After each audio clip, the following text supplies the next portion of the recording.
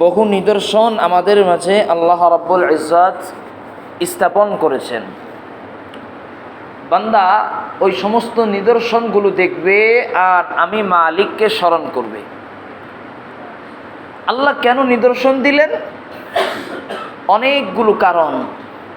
এর মধ্যে অন্যতম একটা কারণ হলো, বান্দা যত নিদর্শন দেখবে তত তার ভিতরে ঈমান বৃদ্ধি পাবে।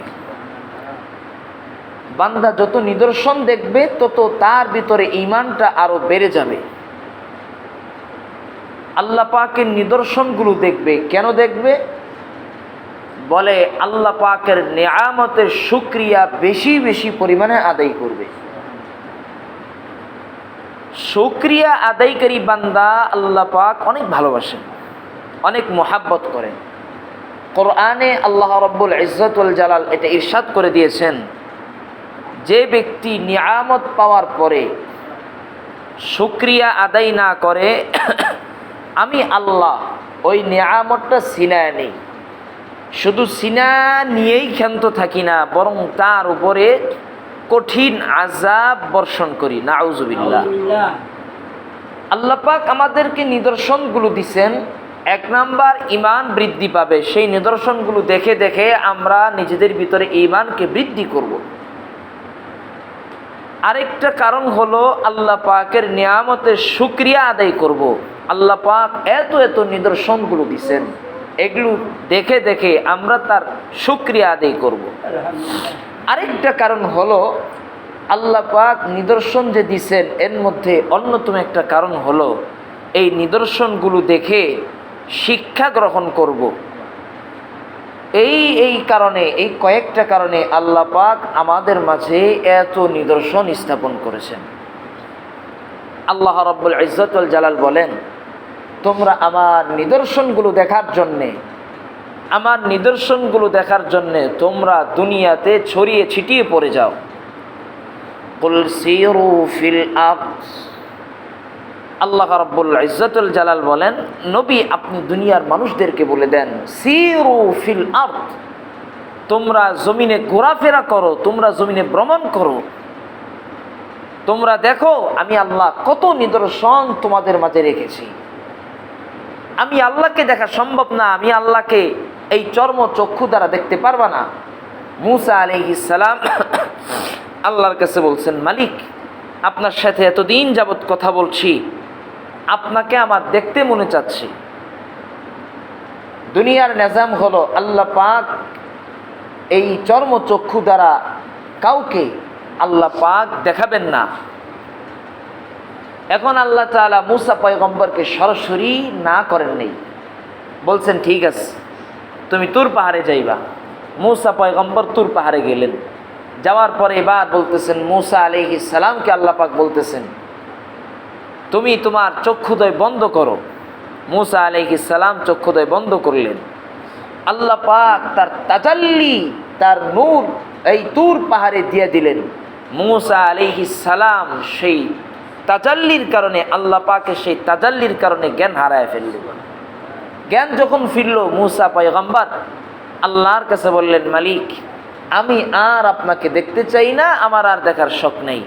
আপনার নূরের তাজাল্লির এত পাওয়ার, আপনাকে দেখার পরে কি হবে সেটা আর আমি কল্পনা করতে পারি না, দেখার দরকার নেই।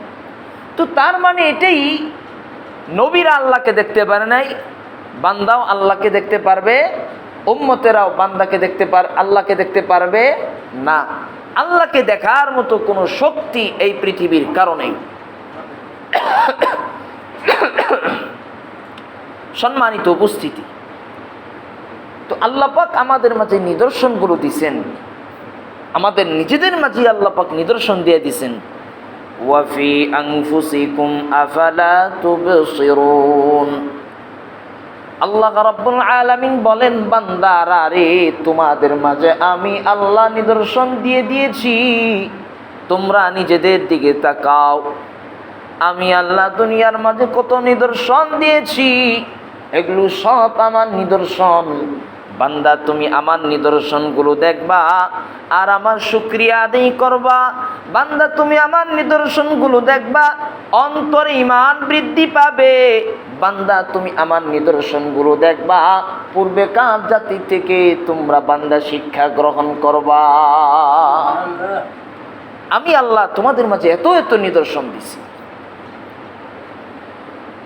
قل سيروا في الأرض فانظروا كيف كان عاقبة الذين من قبلهم।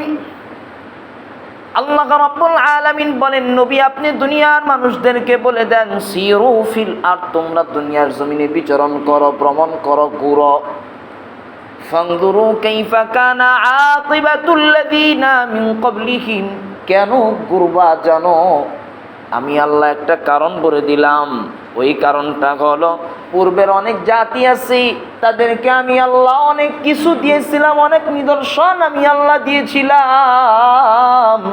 আমি আল্লাহ তাদেরকে অনেক নাজ নিয়ামত দিয়েছিলাম, তারা আমি আল্লাহর নাজ নিয়ামত পাইয়া শুকরিয়া আদায় করে নাই। আমি আল্লাহর নাজ নিয়ামত পাওয়ার পরে তারা কৃতজ্ঞ হয় নাই, না শুকরি করছে। আমি আল্লাহ তাদের থেকে সেই নিয়ামতটা ছিনায় নিছি, সেই নিদর্শন তাদের থেকে ছিনায় নিছি। শুধু ছিনায় নিয়েই ক্ষান্ত হই নাই, বরং তাদের উপরে কঠিন আযাব বর্ষণ করেছি। জোরে বলেন নাউযুবিল্লাহ। সেখান থেকে তোমরা শিক্ষা গ্রহণ করো। যেমন অনেক জাতিকে আল্লাহ পাক অনেক কিছু দিয়েছিলেন, অনেক নাজ নিয়ামত দিয়েছিলেন। তন্মধ্যে এক জাতির আল্লাহ পাক একটা নিদর্শন, আল্লাহ পাক একটা নিয়ামত দিয়েছিলেন। ওই জাতির নাম হলো আদ জাতি। হযরতে হুদ আলাইহিস সালাম কি তাদের নবী হিসেবে পাঠিয়েছিলেন। আদ সম্প্রদায়ের নবীর নাম হযরতে হুদ আলাইহিস সালাম। কিছু কিছু পরিভাষা এগুলো মনে রাখা দরকার। যেমন এই আদ সম্প্রদায়ের নবীকে হযরতে হুদ আলাইহিস সালাম। আমরা মুসলমান, আমাদের এই সমস্ত কিছু কিছু শব্দ, কিছু কিছু জিনিস মনে রাখা দরকার। তো আদ সম্প্রদায়কে আল্লাহ পাক অনেক নিদর্শন দিয়েছেন। তন্মধ্যে একটা নিদর্শন হলো, আল্লাহ পাক তাদেরকে অনেক শক্তি দান করেছিলেন, অনেক শক্তি দান করেছিলেন। কেমন শক্তি? বলে এত শক্তি আল্লাহ পাক তাদেরকে দিছেন, মজবুত পাহাড় কেটে তারা তাদের ঘর বাড়ি নির্মাণ করত। এত শক্তি আল্লাহ পাক তাদেরকে দিয়েছিলেন। কিন্তু সেই শক্তি দেওয়ার পরে তারা আল্লাহ পাকের আর শুকরিয়া আদায় করে নাই, না শুকরি করছে। ওয়ালা ইন কাফারতুম ইন্না আযাবি লাশাদীদ। রব্বুল ইজ্জতুল জালাল কোরআনে ইরশাদ করে দিয়েছেন, সুস্পষ্টভাবে বলে দিয়েছেন, যে ব্যক্তি আমার নিয়ামত পাওয়ার পরে সেই নিয়ামতের যথাযথ হক আদায় করবে না, যথাযথভাবে আদায় করবে না, আমি আল্লাহ তাদের থেকে সেই নিয়ামত ছিনায় নিব। শুধুমাত্র ছিনায় নিয়েই ক্ষান্ত থাকবো না, বরং সেটার পরিবর্তে দুনিয়াতেও তাদেরকে আমি আল্লাহ কঠিন আযাব দান করব। আখিরাতে তো তাদের জন্য রেডি হয়ে আছে।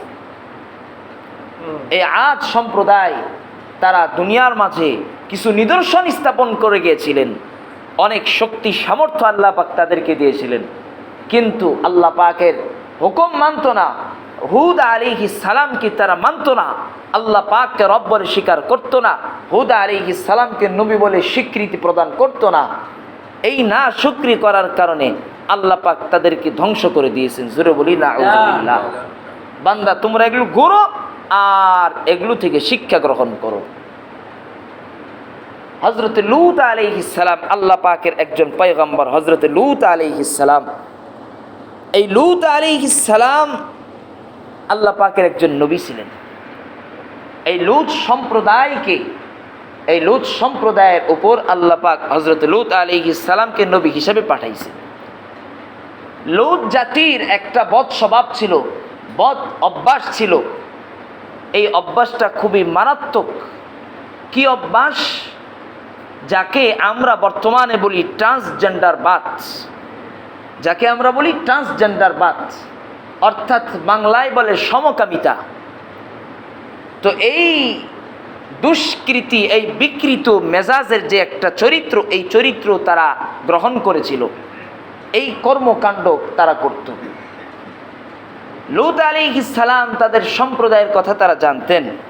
তো একদিন আল্লাহ পাক এক ফেরেশতা পাঠাইলেন। ফেরেশতা পাঠানোর পরে বেশ কয়েকটা দল বান্দা আল্লাহ পাক ফেরেশতা পাঠাইলেন লূত আলাইহিস সালামের কাছে। লূত আলাইহিস সালামের কাছে পাঠানোর পরে ওয়ালাম্মা জাআত রুসুলুনা লূতান সিআ বিহিম ওয়া দাqa বিহিম যারআ। আল্লাহ রাব্বুল আলামিন লূত আলাইহিস সালামের কাছে কয়েকজন ফেরেশতা পাঠাইলেন, দূত হিসাবে পাঠাইলেন।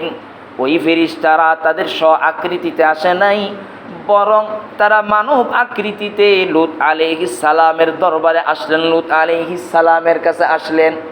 লূত আলাইহিস সালাম তার সম্প্রদায়ের কথা জানতেন। কোনো সুন্দর সুবালক সুদর্শন বালককে দেখলেই তারা কুকর্মে লিপ্ত হয়ে যেত। এই চিন্তা লূত আলাইহিস সালামের মাঝে ঘুরপাক খাচ্ছে।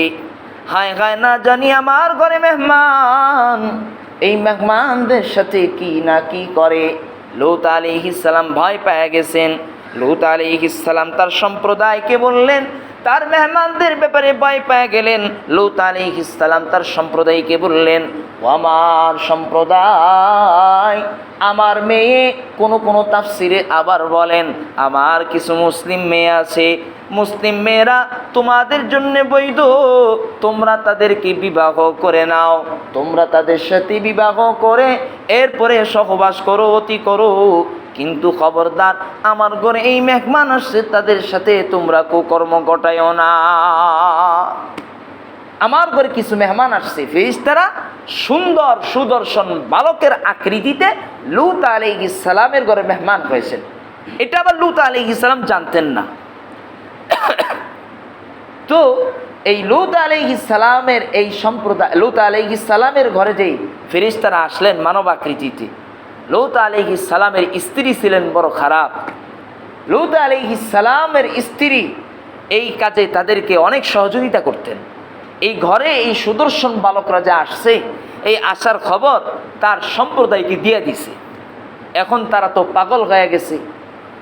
লূত আলাইহিস সালামের ঘরের মাঝে তারা জড়ো হয়ে গেছে।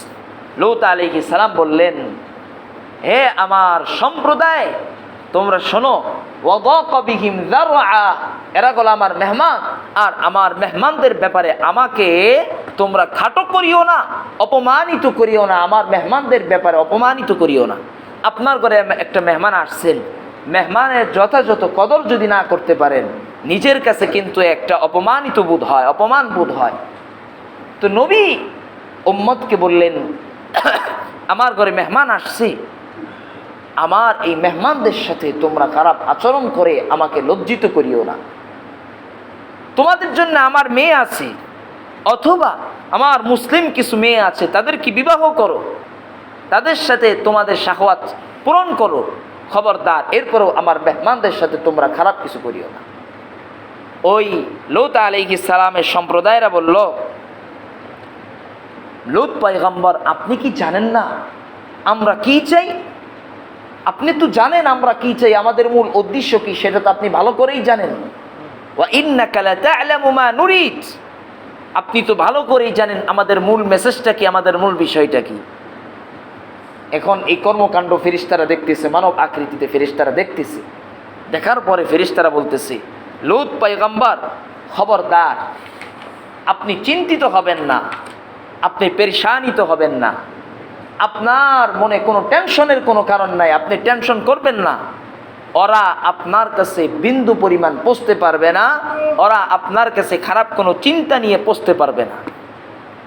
এখানে থাকলে তো, আপনার এই সম্প্রদায়ের মাঝে থাকলে তো অবশ্যই খারাপ কিছু নিয়ে ঘটবে, তারা খারাপ কিছু নিয়ে তারা ফিরে আসবে। লূত পয়গম্বরের সম্প্রদায়, সকল সম্প্রদায়, অধিকাংশ সম্প্রদায় এই বিকৃত চিন্তার অধিকারী, এই দুষ্কৃতি চিন্তার অধিকারী, তারা এই খারাপ কাজ করার জন্যে খুব অধিক আগ্রহে বসে আছে। মোট অল্প কিছু সম্প্রদায়, অল্প কিছু মানুষ, এখন বেশি মানুষের সাথে তো আর লড়াই করে পারা যায় না, অল্প কিছু মানুষ এখন কি করবে? লূত পয়গম্বরকে হযরত আল্লাহ পাকের সেই প্রেরিত ফেরেশতারা দূত একটা পরামর্শ দিলেন। পরামর্শটা কি? পরামর্শ হলো, ফাআসরি বিআহলিকা বিকিতআইন মিনাল লাইল, লূত পয়গম্বর, আপনার সাথে যেই সমস্ত ইমানদার মুমিন বান্দা বান্দিরা আছে, আপনি সহ রাতের একটা ভাগে, রাতের একটা অংশে আপনি এই এলাকা ছেড়ে চলে যান। খুব ভালো করে বুঝবেন, এই এলাকা ছেড়ে চলে যান। গত সপ্তাহে সম্ভবত বলেছিলাম, পরিবেশ মানুষকে পরিবর্তন করে দেয়, পরিবেশ মানুষকে পরিবর্তন করে দেয়। ঘটনা বলেছিলাম, হাদিসে আসছে বনি ইসরায়েলের এক সম্প্রদায়, বনি ইসরায়েলের এক লোক 99 জনকে হত্যা করেছে। হত্যা করার পরে এক আলেমের কাছে গেছে, যাওয়ার পর বলতেছে আমার কি মাপের কোনো উপায় আছে? ওই বনি ইসরায়েলের ওই পণ্ডিত আলেম বলল না। তখন ওই ব্যক্তিকে হত্যা করে ফেললো। লোক সংখ্যা দাঁড়াইলো 100 জন। 100 জন দাঁড়ানোর পরে সে তার মনে তওবার নিয়ত ছিল, সে কি করলো? অন্য একজন আলেমের কাছে গেল। যাওয়ার পর বলতেছে যে আমার কি মাপ পাওয়ার কোনো অনুমতি, কোনো অপশন আছে? বলে অবশ্যই আছে। বলে কি করতে হবে? বলে এটা তো পাপাচারী জমিন, এখানে পাপাচার ঘটে, এখানে পাপাচার ঘটে, এখানে ভালো পরিবেশ নাই। তুমি সৎ পরিবেশে চাও, অমুক একটা পরিবেশে যাও যেখানে সৎ লোকরা বসবাস করে, যেখানে তুমি গেলে তোমার এই জীবন আর থাকবে না, তোমার জীবনটা পরিবর্তন হয়ে যাবে। ওই লোক সেই সৎ জমিনের দিকে, ভালো জমিনের দিকে রওনা শুরু করলো। ভালো জমিনে পা দেওয়ার আগে ইন্তেকাল হয়ে গেল।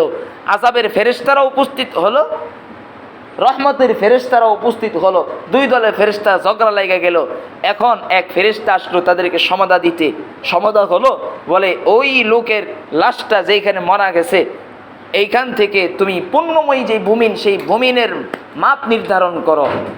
আর রহমতের ফেরেশতাদেরকে উপদেশ দিলেন, আর আযাবের ফেরেশতা যারা আছে তাদেরকে উপদেশ দিলেন যে দুজকের যেই জমিন, খারাপ যেই জমিন, সেই জমিনের দিকে এবার মাপ নির্ধারণ করো। তো মাপ নির্ধারণ করার পরে ভালো জমিনের দিকেই একটু বেশি পাওয়া গেছে। তো বেশি পাওয়ার কারণে আল্লাহ পাক তার জীবনের সমস্ত গুনাহ খাতাগুলো মাফ করে দিয়েছেন। কেন দিচ্ছেন? বলে ভালো পরিবেশের দিকে যাওয়ার ইচ্ছা মাত্র করেছে, ভালো পরিবেশে এখনো যান নাই। খারাপ পরিবেশে থাকলে, খারাপ অবস্থায় থাকলে ভালো মানুষও খারাপ হয়ে যায়, এটাই বেশিরভাগ হচ্ছে। কিন্তু ভালো একটা পরিবেশে যদি থাকে, খারাপ মানুষ ভালো হয়ে যাবেই যাবে, এটাই বেশিরভাগ সত্য কথা। এজন্যে আমাদের সবাইকে ভালো পরিবেশে থাকতে হবে। ভালো পরিবেশ যদি না পাই, এখান থেকে আমাদেরকে ভালো পরিবেশে যেতেই হবে। আমার নিজের জীবনকে শুদ্ধ করতে হবে, সঠিক করতে হবে, পরকালে আমাদের ঠিকানা ভালো করতে হবে। তো এই ফেরেশতারা লূত আলাইহিস সালামকে বললেন فأسر بأهلك بقطع من الليل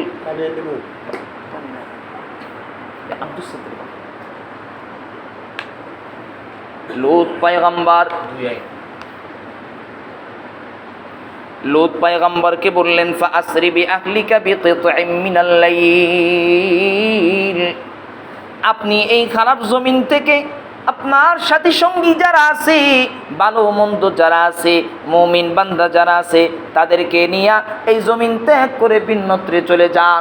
খবরদার পিছনের দিকে তাকাবেন না। যদি আপনি পিছনের দিকে তাকান, তবে আপনি মনে করেন আপনাকে সহ সেই আযাব গ্রাস করে ফেলবে। লূত আলাইহিস সালাম তার পরিবার পরিজন সহ তার মুমিন বান্দা যারা আছে সকলকে নিয়ে, সাথে তার স্ত্রীকে নিয়ে অন্য জমিনের দিকে রওনা করছে। তার স্ত্রী রওনা করছে লূত আলাইহিস সালামের সাথে। ফেরেশতারা বলছে খবরদার সেই পিছনের দিকে তাকাবেন না। যদি পিছনের দিকে তাকান তাহলে আপনার সম্প্রদায়ের উপর যে আযাব আসবে, আপনার সম্প্রদায়ের, আপনার মুমিন বান্দা কেউ যদি পিছনের দিকে তাকায় তাহলেও তার সেই একই আযাব আসবে। কেউ তাকালো না, কিন্তু একজন তাকালো, হযরতে লূত পয়গম্বরের স্ত্রী। লূত পয়গম্বরের স্ত্রী একটু পিছনে তাকালো, বিরাট বড় আওয়াজ আসছে, শাস্তির আওয়াজ। লূত পয়গম্বরের স্ত্রী পিছনের দিকে তাকালো। যেই পিছনের দিকে তাকালো, সাথে সাথে লূত পয়গম্বরের স্ত্রীকেও গ্রাস করে ফেলল। কি আযাব দিছে আল্লাহ বলেন, ফাজআলনাহা আলিয়াহা সাফিলাহা ওয়া আমতারনা আলাইহা হিজারাতাম মিন সিজ্জিল। আল্লাহ রাব্বুল আলামিন বলেন, আমি সেই লূত পয়গম্বরের সম্প্রদায়কে আমি আল্লাহ এমন শাস্তি দিয়েছি, জমিনটাকে আমি আল্লাহ একেবারে উল্টায় দিছি। উপরের জমিনটাকে নিচে করে দিয়েছে, শুধুমাত্র নিচে করে দিয়ে এখান তো হই নাই, বরং আমি আল্লাহ আসমান থেকে গোলা বর্ষণ তাদের উপরে নিক্ষেপ করেছি, লাগাতার পাথর বর্ষণ তাদের উপরে হচ্ছে, অগ্নি বর্ষণ হচ্ছে। এত কঠিন আযাব আমি আল্লাহ লূত পয়গম্বরের সম্প্রদায়কে দিয়েছি। অপরাধ কি? অপরাধ হলো তারা এই সমকামিতার মধ্যে লিপ্ত ছিল। আজকে আফসোস হয়, আজকে এই বাংলাদেশের জমিনে, ওলি আল্লাহদের জমিনে, শাহজালাল রহমতুল্লাহ আলাইহির জমিনেও এই সমস্ত বিকৃতি মানুষের কিছু জন্ম ঘটেছে, আবির্ভাব ঘটেছে। আপনারা শুনলে আশ্চর্য হবেন।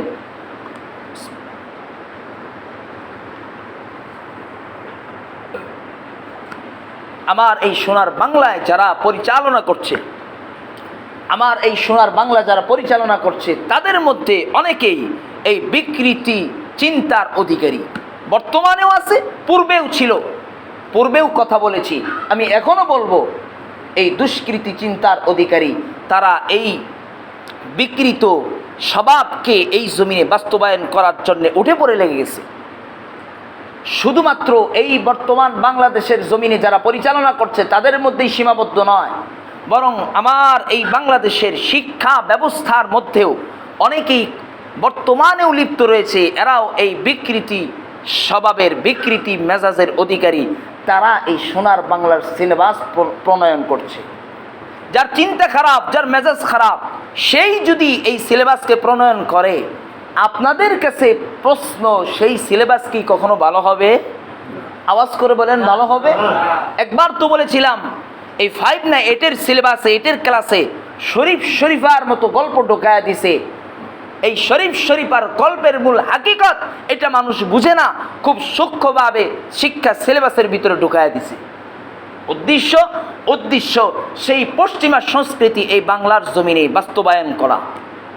এই অলি আল্লাহদের জমিন, এই অলি আল্লাহদের জমিন, তারা এটা ইসলামের জন্যে আবাদ করে গেছেন। এখন এটার দায়িত্ব আমাদের সকলের, শুধুমাত্র আলেম ওলামাদের দায়িত্ব না। আমি মুসলিম হিসাবে, সাধারণ মানুষ হিসাবে আমারও দায়িত্ব। যদি এই জমিন সঠিকভাবে আমরা ঠিক রাখতে না পারি, তাহলে এই দায়িত্বভার আমাদের উপরে পড়বে, আর কারো উপরে যাবে না। এজন্য আমাদের উচিত যে এখান থেকেই থাকি, যেখান থেকেই আমাদের সবার প্রতিবাদ করা, এটা আমাদের সকলের ইমানই দায়িত্ব। শুধুমাত্র ইসলামকেই তারা চিহ্নিত করে, ইসলামকেই তারা বিভিন্ন ভাবেই তারা ইসলামকে আঘাত করে, আল্লাহ এবং রসুলকে নিয়ে কটূক্তি করে। কিছুদিন আগে এই পাঠ্য পুস্তকের যে একজন কর্মকর্তা, সিনিয়র কর্মকর্তা, নামটা আমার স্মরণে নাই, আপনারা গুগলে সার্চ দিলে পাবেন, রাখাল রাহাম সম্ভবত নামটা।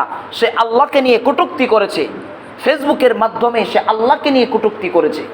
এই রাখাল রাহাম বর্তমানে এই পাঠ্যপুস্তকের অন্যতম একজন সদস্য। এবার বুঝেন এই দেশটাকে তারা কি করতে চাচ্ছে, কিভাবে ষড়যন্ত্র করতে চাচ্ছে। একটা জাতি, আমি বলেছিলাম, একটা জাতিকে যদি আমরা উন্নতির শিখরে পৌঁছাতে চাই, তাহলে সেই জাতির যে একটা স্বভাব গুণ দরকার, সেটা হলো শিক্ষা। এই শিক্ষা ছাড়া কোনো জাতি উন্নতি সাধন করতে পারে না।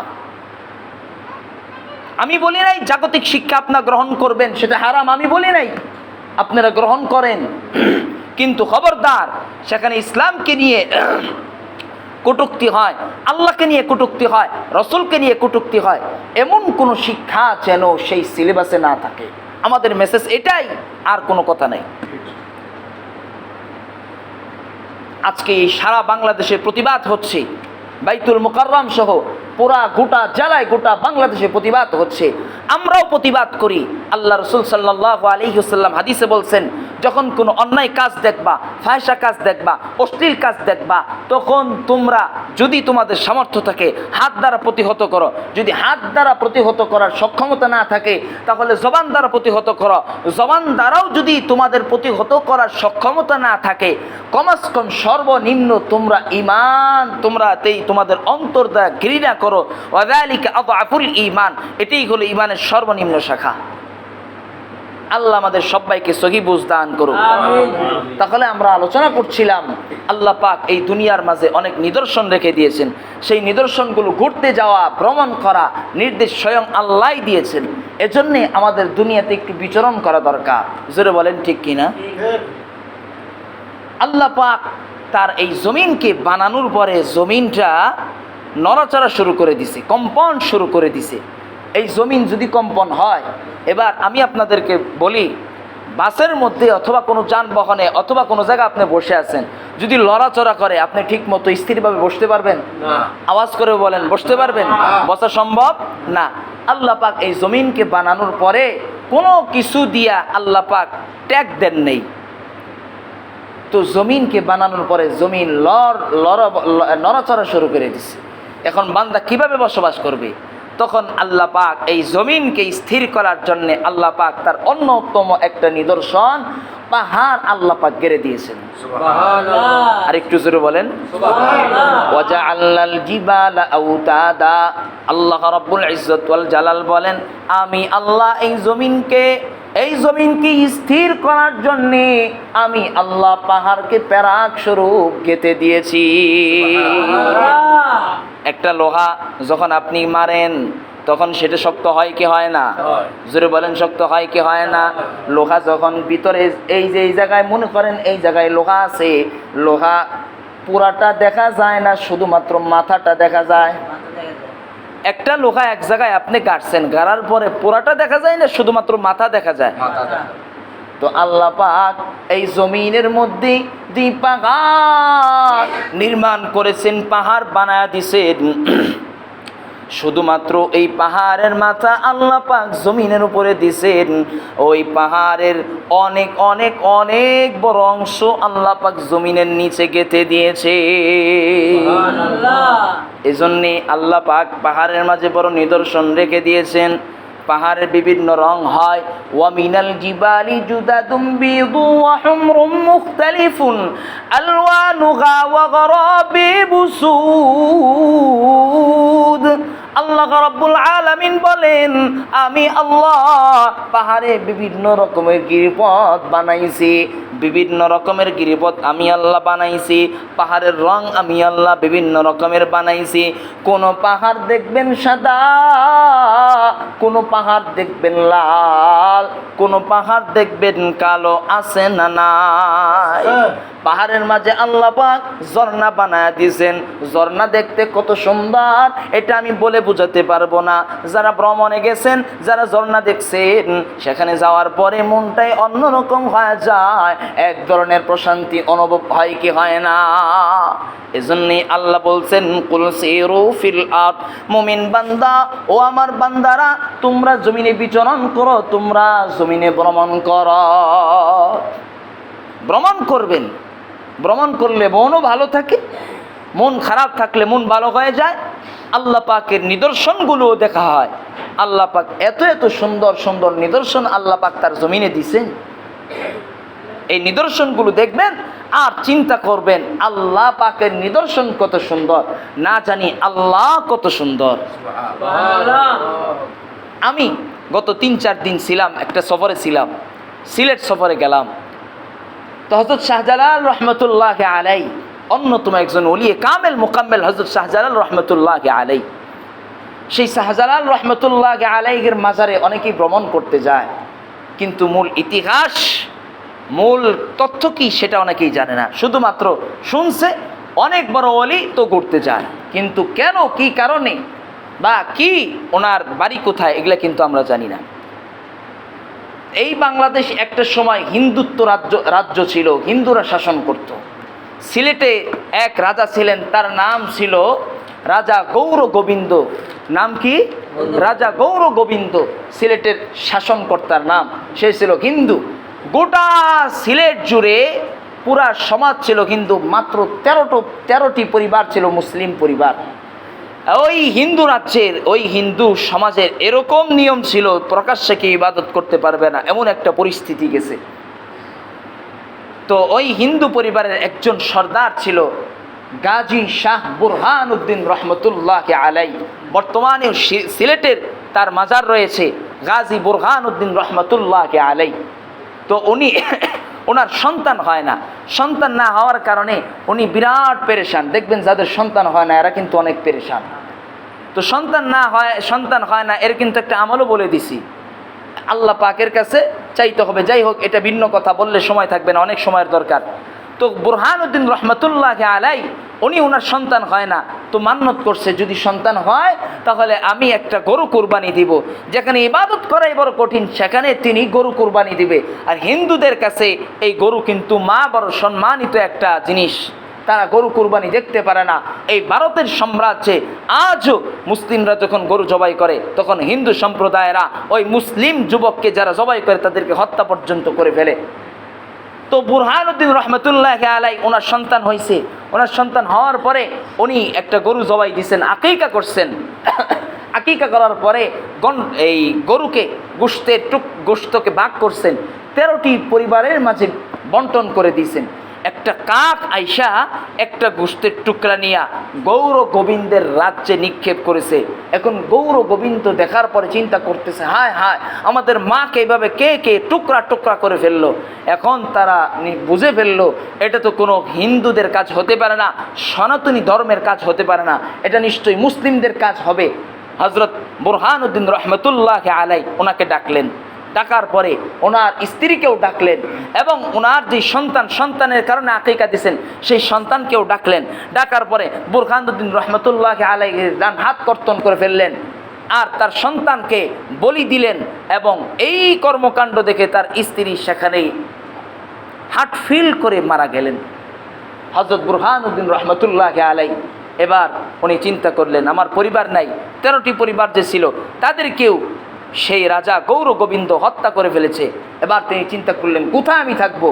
বর্তমানে চাঁপাইনবাবগঞ্জ, বর্তমানে বাংলাদেশের মানচিত্রে চাঁপাইনবাবগঞ্জ, যাকে পূর্বে বলা হতো লাখনৌতি, ওই চাঁপাইনবাবগঞ্জের একজন সুলতান ছিলেন সুলতান শামসুদ্দিন ইলিয়াস শাহ রহমতুল্লাহ আলাই। এই স্বাধীন বাংলার সর্বপ্রথম মুসলিম শাসক সুলতান শামসুদ্দিন ইলিয়াস শাহ রহমতুল্লাহ আলাই ওনার দরবারে গেলেন। যার পরে বিস্তারিত গল্প কাহিনী বললেন। সুলতান শামসুদ্দিন রহমতুল্লাহ আলাই বললেন এটার তো একটা ব্যবস্থা করা দরকার। উনি একটা বাহিনী পাঠাইলেন। রাজা গৌর গোবিন্দ দুইভাবে মুসলমানদের বিরুদ্ধে যুদ্ধ করত। এক প্রকারের যুদ্ধ হলো সামরিক বাহিনীর মাধ্যমে মুসলমানকে প্রতিহত করত, আরেকটার মাধ্যম হলো জাদুবিদ্যার মাধ্যমে এই মুসলিম বাহিনীকে প্রতিহত করত, যাতে করে মুসলিমরা মনোবল হারায় যায়। তো সুলতান শামসুদ্দিন শাহ ইলিয়াস শাহ রহমতুল্লাহ আলাই উনি বাহিনী পাঠালেন। বাহিনী পাঠানোর পরে কোনো ফলাফল আসলো না, অনেক মুসলমান শহীদ হয়ে গেল। এবার বুরহানুদ্দিন রহমতুল্লাহ আলাই চিন্তিত হয়ে গেলেন কি করা যায়। তখন মাথার মধ্যে খেয়াল আসলো দিল্লির মধ্যে যাবে। দিল্লির একজন সুলতান ছিলেন সুলতান আলাউদ্দিন তুগলক শাহ রহমতুল্লাহ আলাই, ওনার কাছে গেলেন। হ্যাঁ, না না, আলাউদ্দিন খিলজি না, আলাউদ্দিন খিলজি না, আলাউদ্দিন ফিরোজ শাহ রহমতুল্লাহ আলাই, আলাউদ্দিন ফিরোজ শাহ, সুলতান আলাউদ্দিন ফিরোজ শাহ রহমতুল্লাহ আলাই ওনার কাছে গেলেন। হ্যাঁ, একজন সন্তান আছে। হ্যাঁ, উনি ছিলেন, ঠিক আছে, উনি একজন সুলতান ছিলেন। তো বুরহানুদ্দিন রহমতুল্লাহ আলাই উনি গেলেন সুলতান আলাউদ্দিন ফিরোজ শাহ রহমতুল্লাহ আলাই ওনার কাছে গেলেন। যাওয়ার পরে বিস্তারিত কাহিনী বললেন। তো উনি একটা বাহিনী পাঠিয়ে দিলেন, বাহিনীর সর্দার বানায় দিলেন সিকান্দার গাজী রহমতুল্লাহ আলাই, ওনাকে পাঠালেন। তো উনি আর সরাসরি যুদ্ধ করেন নাই, পুনরায় ফিরে গেলেন। ফিরে যাওয়ার পরে এবার সুলতান আলাউদ্দিন ফিরোজ শাহ রহমতুল্লাহ আলাই উনি বললেন একটা ব্যবস্থা তো করা দরকার। তখন উনি একটা বাহিনী পাঠাইলেন। ওই বাহিনীর সর্দার ছিলেন সৈয়দ নাসির উদ্দিন সিপাহ সালার রহমতুল্লাহ আলাই, ওনার মাজার আজও সিলেটের মধ্যে বিদ্যমান। তো নাসির উদ্দিন সিপাহ সালার রহমতুল্লাহ আলাই ওনাকে পাঠালেন। উনি চিন্তা করলেন যেহেতু যুদ্ধে যাব তাহলে আমার শায়েখ ও মুর্শিদের সাথে সাক্ষাৎ করে যাই। ওনার শায়েখ ছিলেন সুলতানুল আউলিয়া নিজামুদ্দিন রহমতুল্লাহ আলাই, ওনার সাথে সাক্ষাৎ করার জন্য গেলেন। ওই জায়গায় একজন বুজুর্গ বসা ছিল, সংক্ষেপে বলতেছি, ওই বুজুর্গের নাম সবাই চিনবেন, হযরত শাহজালাল ইয়ামানি রহমতুল্লাহ আলাই ওই জায়গায় বসা ছিলেন। ওই জায়গায় বসার পরে এই সুলতান সৈয়দ নাসির উদ্দিন রহমতুল্লাহ আলাই অনুমতি নেওয়ার জন্য গেলেন। নিজামউদ্দিন আউলিয়া রহমতুল্লাহ আলাই, মূল নাম হল নিজামউদ্দিন আউলিয়া। এটা ওনাকে অলিদের, যেহেতু উনি সর্দার ছিলেন, অন্যতম একজন রুহের ডাক্তার ছিলেন, এজন্য বলা হয় নিজামউদ্দিন আউলিয়া রহমতুল্লাহ আলাই। ওনার কাছে ছিলেন, যাওয়ার পর উনি অনুমতি চাইছেন। তো ইয়ামানের সেই লোক হযরত শাহজালাল ইয়ামানি রহমতুল্লাহ আলাই, ওনার সাথে ছিল 360 জন। একটু সময় নিব, আপনাদের কষ্ট হবে? কষ্ট হবে না, খুবই গুরুত্বপূর্ণ আলোচনা, ইতিহাস, সঠিক ইতিহাস শোনেন আপনারা। তো নাসিরউদ্দিন রহমতুল্লাহ আলাই অনুমতি নেওয়ার পরে সেখানে হযরত শাহজালাল রহমতুল্লাহ আলাই ইয়ামানি বসা ছিলেন। তো ইয়ামানি বসার পরে উনিও চিন্তা করলেন, যেহেতু একটা মুখ্যম সময়, মুসলিম সমাজকে রক্ষা করতে হবে, এই বাংলার জমিনে ইসলামকে আবাদ করতে হবে। উনি চিন্তা করলেন দাওয়াতের মাধ্যমে, আত্মশুদ্ধির মাধ্যমে এবং সরাসরি জিহাদের মাধ্যমে এই সমাজকে, এই মুসলিম আবাদ করা যায়, ইসলামকে আবির্ভাব ঘটাতে হবে, ইসলামের ফসল বুনতে হবে। এই চিন্তা ভাবনা করে সুলতান হযরত শাহজালাল রহমতুল্লাহ আলাই ইয়ামানি রহমতুল্লাহ আলাই, ওনার সাথে 360 আউলিয়া সহ এবং সৈয়দ নাসিরউদ্দিন সিপাহ সালার রহমতুল্লাহ আলাই যৌথ বাহিনীর মাধ্যমে সিলেটে আগমন করলো। রাজা গৌর গোবিন্দের সাথে বিন্দু পরিমাণ কোনো যুদ্ধ হয় নাই, তার সাথী সঙ্গী অনেক ছিল, কিন্তু হযরত শাহজালাল ইয়ামানি রহমতুল্লাহ আলাইহির সাথী সঙ্গী মাত্র 360 জন, বিন্দু পরিমাণ কোনো যুদ্ধ হয় নাই।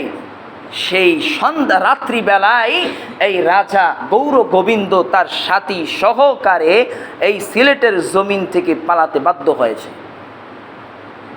ইসলামের জন্য এতটা কষ্ট করেছেন শাহজালাল ইয়ামানি রহমতুল্লাহ আলাই, সেই সুদূর ইয়ামান থেকে বাংলার জমিনে আগমন করেছেন।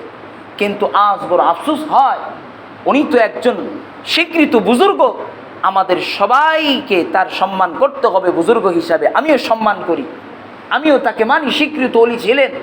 তার কবরকে আল্লাহ পাক নূরে নূরান্বিত করে দিন, জোরে বলে আমিন। ইসলামের জন্য যেই মুজাহাদা কষ্ট করেছেন, আল্লাহ পাক তার সেই মুজাহাদাকে আল্লাহ পাক কবুল করুক, জোরে বলে আমিন। কিন্তু সেই তার এই কষ্ট মুজাহাদাকে এক শ্রেণীর লোক এটাকে ভিন্নভাবে নিয়ে ব্যবসা বাণিজ্যের কাতারে দাঁড় করিয়েছে। উনি তো কোনো খারাপ কাজ করেন নাই, উনি তো আসছেন বাংলার জমি ইসলামকে আবির্ভাব করার জন্যে। কিন্তু এক শ্রেণীর লোক এই সুযোগটাকে সুযোগ সন্ধানী ব্যবহার করে কোটি কোটি মোটা অঙ্কের টাকা ইনকাম করছে। আপনারা যারা মাজারে গেছেন দেখবেন, প্রত্যেকটা পদে পদে টাকা টাকা, জুতা রাখবেন সেখানেও টাকা, উপরে উঠবেন সেখানেও টাকা, কবর দেখবেন সেখানেও টাকা, পানি পান করবেন অনেক জায়গায় ফ্রি দেয়, অনেক টাকা। আরে ভাই, এগুলো কি নিয়ম? তো এই সমস্ত অপসংস্কৃতি দূর করতে হবে। মাজারে যাবেন, ওলি আল্লাহদের মাজার জিয়ারত করবেন, কোনো বাধা নাই, যাবেন, কোনো সমস্যা নাই। আল্লাহ পাক আমাদের এই যে কথাগুলো বললাম, আল্লাহ পাক আমাদের কথাগুলোর উপর পরিপূর্ণভাবে সহি বুঝদান করুক, জোরে বলি আমিন। আর পৃথিবী ভ্রমণ করবেন, কমস কম পৃথিবী ভ্রমণ করার সক্ষমতা তো আমাদের নাই, কমস কম এই বাংলাদেশে যতটুকু সম্ভব আমরা ভ্রমণ করব ইনশাআল্লাহ। আল্লাহ পাক আমাদের সবাইকে কথাগুলোর উপর আমল করার তৌফিক দান করুক, আমিন। ওয়া আখির দাওয়ানা আনিল হামদুলিল্লাহি রাব্বিল আলামিন।